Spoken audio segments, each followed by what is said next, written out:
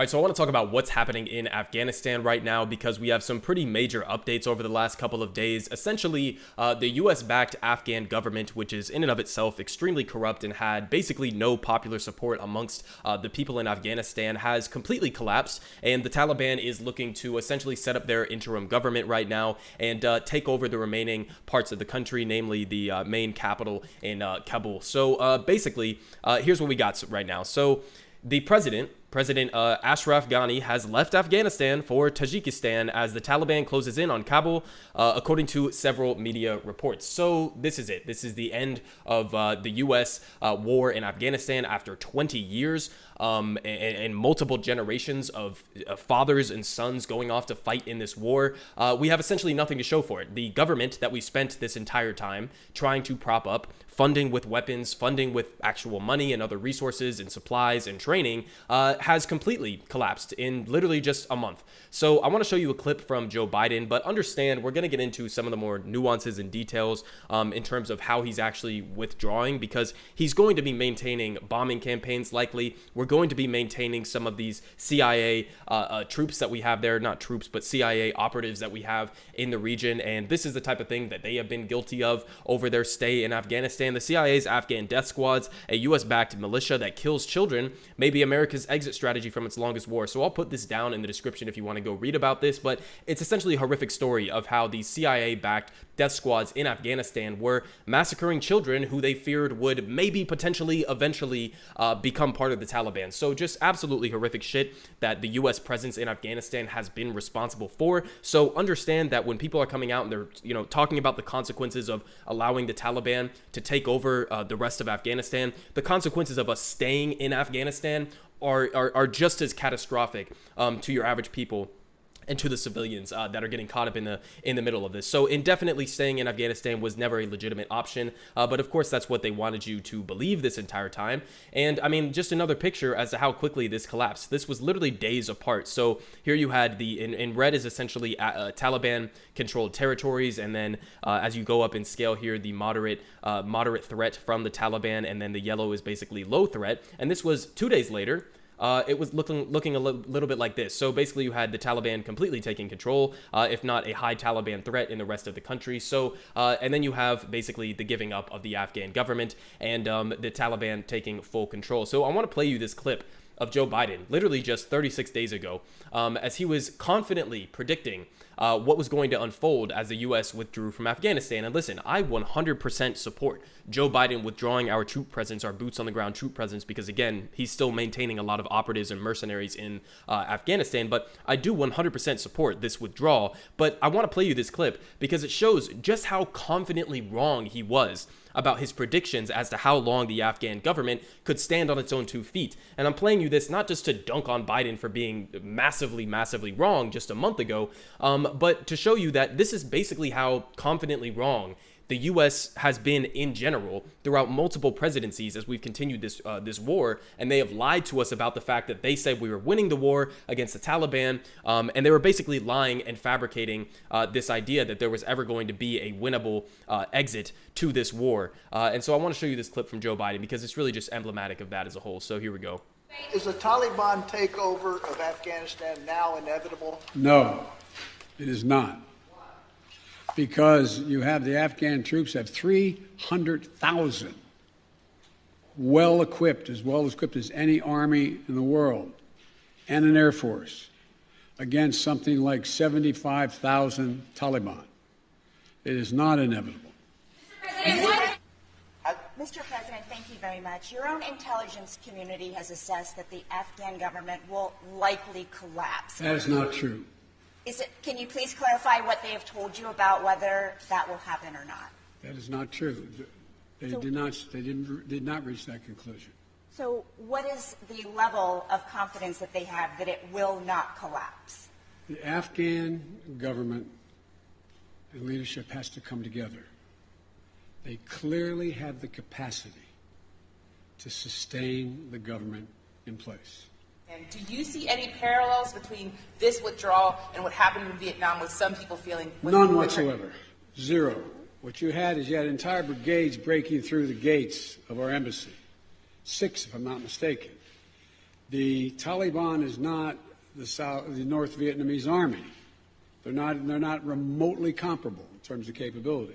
There's going to be no circumstance where you see people being lifted off the roof of a embassy of the United States from Afghanistan.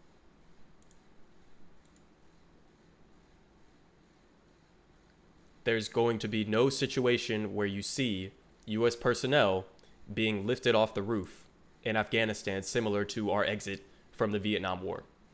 So that's how just at face value wrong he was about this entire situation. Now, again, I 100% support the fact that he's pulling out. He was just absolutely hilariously wrong about how this pullout was going to unfold.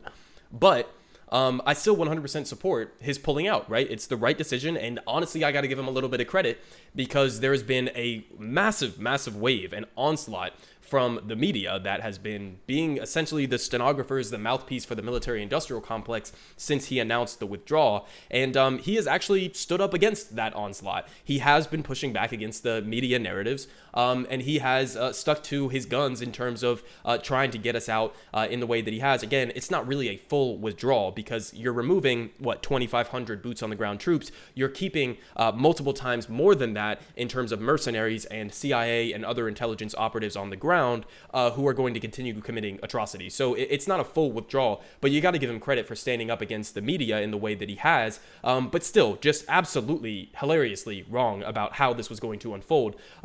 Confidently saying that this isn't going to happen like it did in Vietnam, and it quite literally is happening exactly how it happened in Vietnam.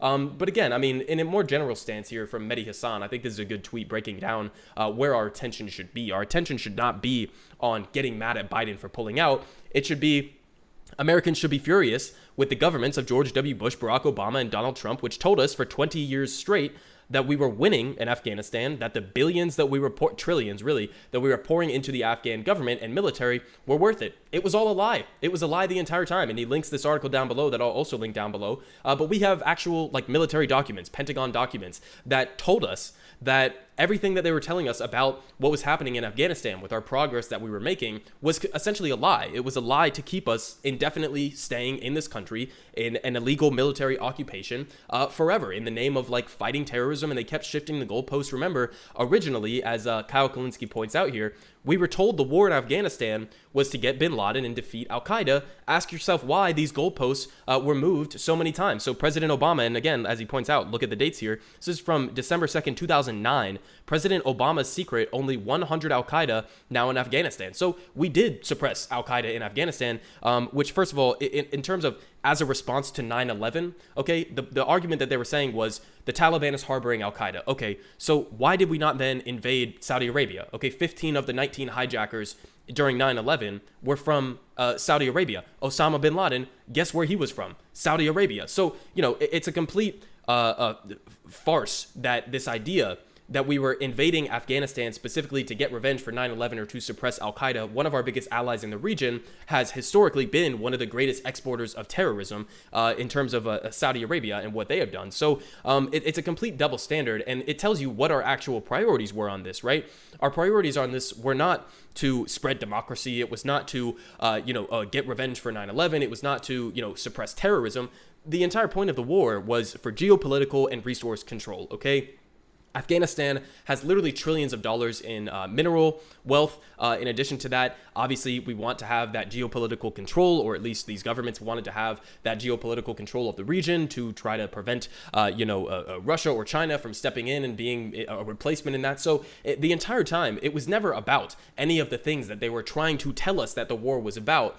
It was just about imperialism, okay? And so that's exactly what happened. And you saw this with the shifting goalposts, as Kyle Kalinske is pointing out there. And so again, understand, as we're going to see some of these atrocities that are being committed by the Taliban in Afghanistan, understand we were doing this shit too. So us indefinitely staying there forever was not going to lead to some sort of utopia, okay? It was not going to lead to some sort of stable government. We were trying to impose a Western government, a Western-backed government in terms of the Afghan U.S.-backed government.